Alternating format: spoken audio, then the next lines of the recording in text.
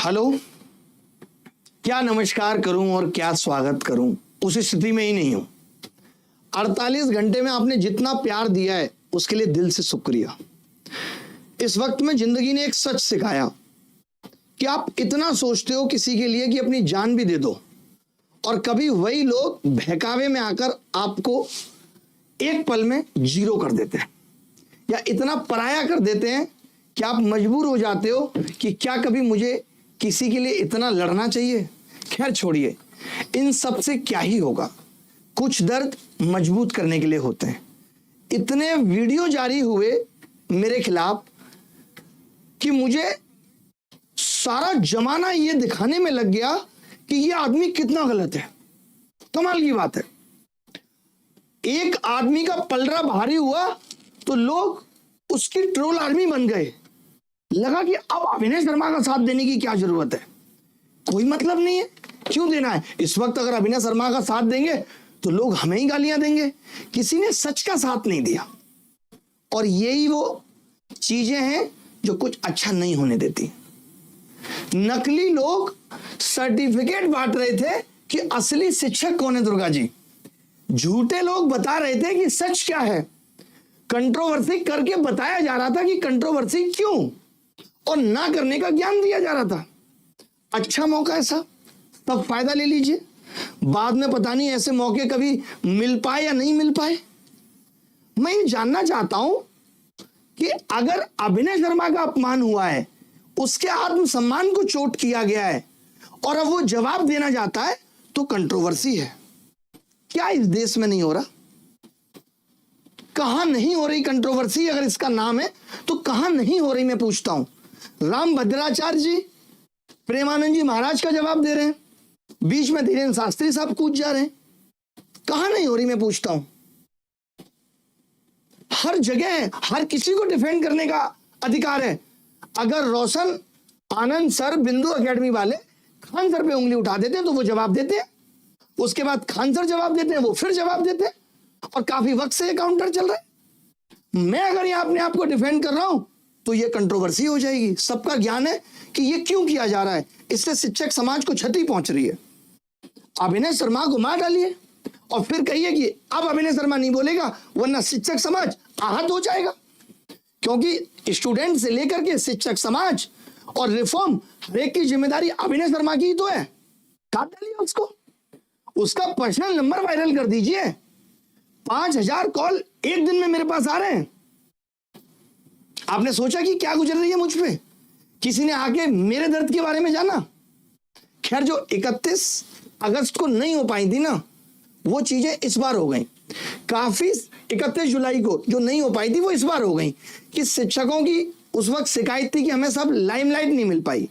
कई का कहना था कि आप लल्लन टॉप जा रहे हैं, यहां जा रहे हैं, हम नहीं जा पा रहे। कह रहे हमें कवरेज नहीं मिला, हमारा आना बेकार हो गया, असफल हो गया।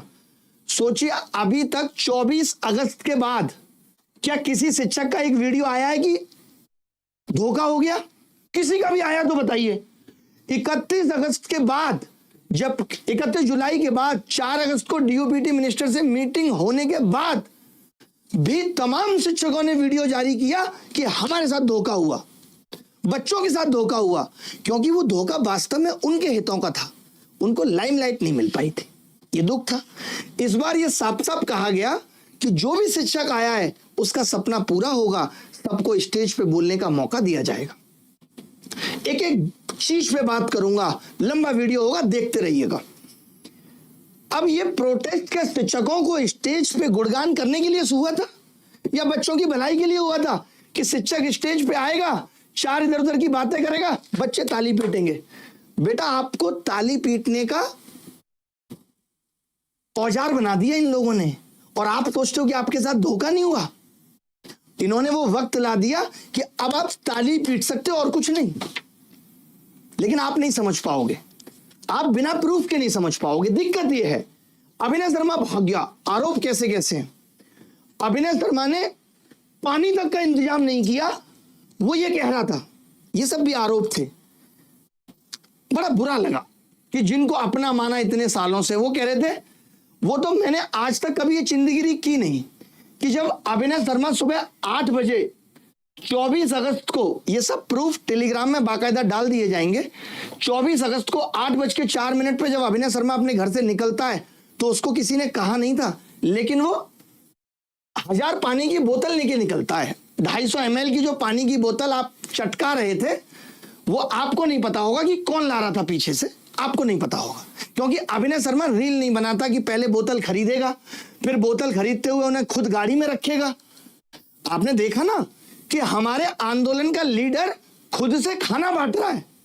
ये तो एक लीडर की जिम्मेदारी नहीं होती। दुर्गा साहब, आपसे पूछना चाहता हूं, हम और आप अन्ना आंदोलन में थे, क्या अन्ना जी आते थे स्टेज से उतर के, या केजरीवाल आते थे खाना बांटने? नहीं आते थे। 2017 में उतने टीचर्स दूर से नहीं आए थे जब आंदोलन हुआ था, दिल्ली के थे, क्योंकि उस टाइम रील और शॉर्ट का जमाना नहीं था। आज सब आते हैं बेचारे, सबको पता है आएंगे तो मीडिया से लेकर के रील वील सब कुछ बनेगी। आज प्रोटेस्ट में हिस्सेदारी परसेंटेज अगर देखा जाए तो बच्चों से ज्यादा शिक्षकों का है। अगर 1000 शिक्षक हैं तो 300 पहुंच रहे हैं, 30%, और बच्चे 20,000 अगर लाइव भी देख रहे हैं तो 5 या 6,000 पहुंच रहे हैं, और हैं कितने? करोड़ों। तो परसेंटेज देखिए, परसेंटेज तो देखिए आप कितना है, आपको खुद समझ में आएगा, एक एक बात समझ में आएगी। जब अभिनय शर्मा को वहां जाके पता चलता है कि नहीं बच्चे तो बहुत हैं, तो अभिनय शर्मा उसी दुकान वाले को फोन करता है और कहता है कि भाई मेरा भाई आ रहा है एक वहां से, उसको और बोतल दे दो। तो कितनी बोतल लेता है? 3000 बोतल और मंगवाता है पानी की। ये बात है कितने बजे की? 11 बजे भाई चलता है, मैं वहां पहले पहुंच जाता हूं टाइम से। हर एक चीज पे बात होगी कि अभिनय शर्मा ने पानी नहीं बांटा, अभिनय शर्मा तो भाग गया था, अभिनय शर्मा गुनहगार था, हर एक चीज पे बात होगी। लेकिन उससे पहले जरूरी है बात कि बच्चों को क्या मिला। दुख इस बात का है कि इस वक्त दुखी सिर्फ 2 ही कम्युनिटी हैं, एक पूरा स्टूडेंट समाज और एक अभिनय शर्मा, जिस पे पिछले 48 घंटे में हर तरफ से अत्याचार हुआ है। इस वक्त 2 ही लोग दुखी हैं, बाकी सब सुखी हैं। जो टीचर्स पिछली बार ये मनसा लेके आए थे कि हमारा लल्लन टॉप नहीं हुआ, उनको भी मिल गया, सबको मंच मिला है। इस वक्त मुझे इसकी कोई खुशी नहीं है कि उनको मंच मिला है, क्योंकि आंदोलन शिक्षकों को मंच देने के लिए नहीं किया गया।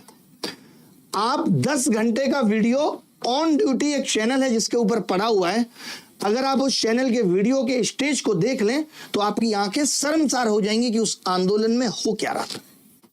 एक एक चीज आपको बताऊंगा, मैं प्रूफ के साथ बताऊंगा, यही है ना।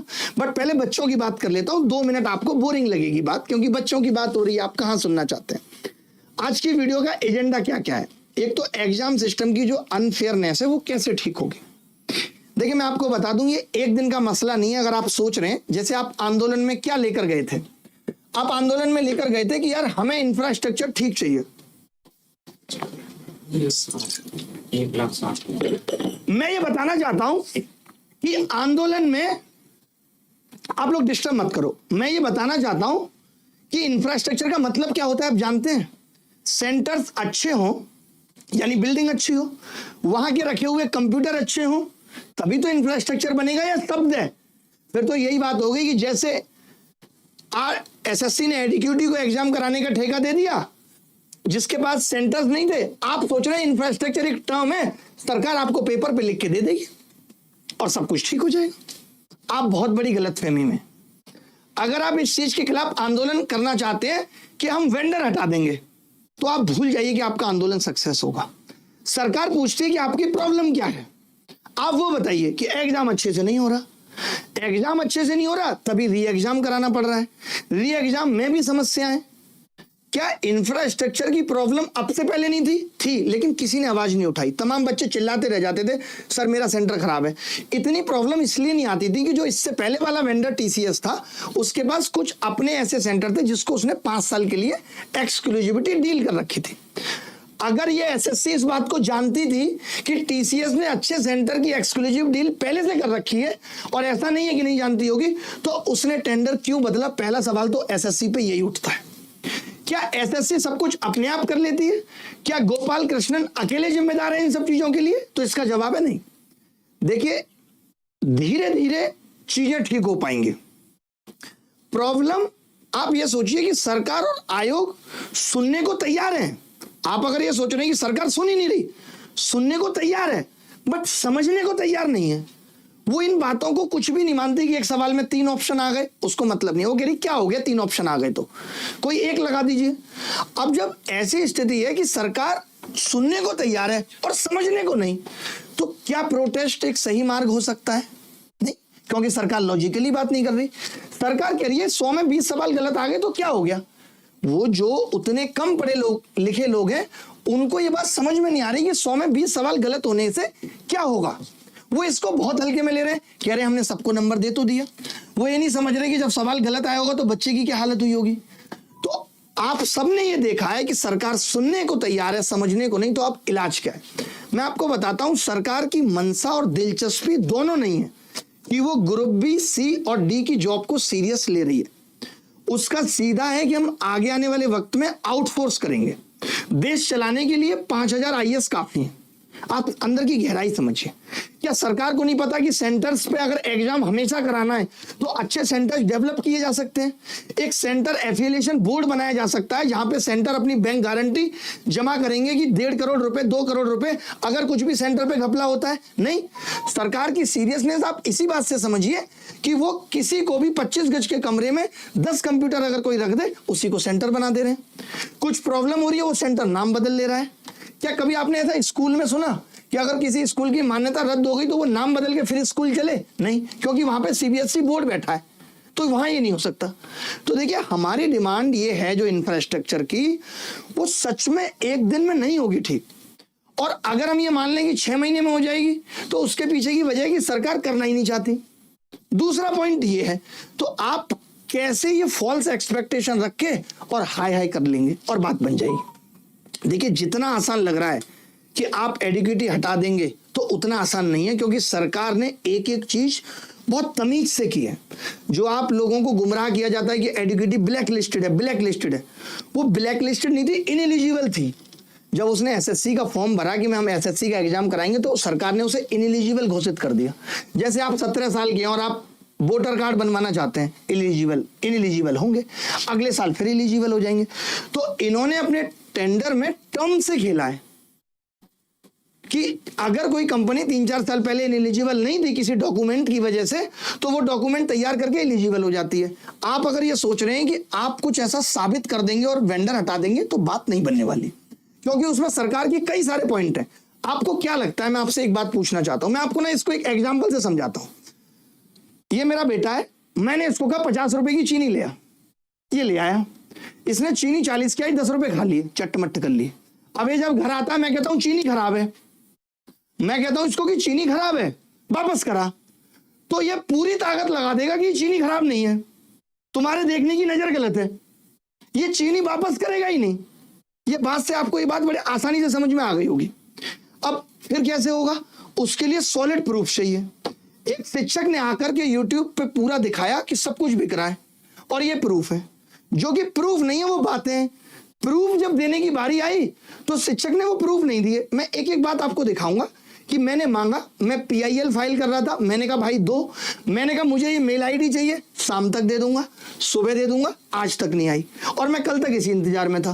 फिर उस शिक्षक ने मेरे ऊपर इतने गंभीर आरोप लगा दिए तो मैंने कहा इससे क्या प्रूफ आएंगे, तो कल पूरे दिन में लग के मैंने सुप्रीम कोर्ट में PIL फाइल कर दी कि अब कोर्ट के इंटरवेंशन से ही चीजें ठीक हो सकती हैं।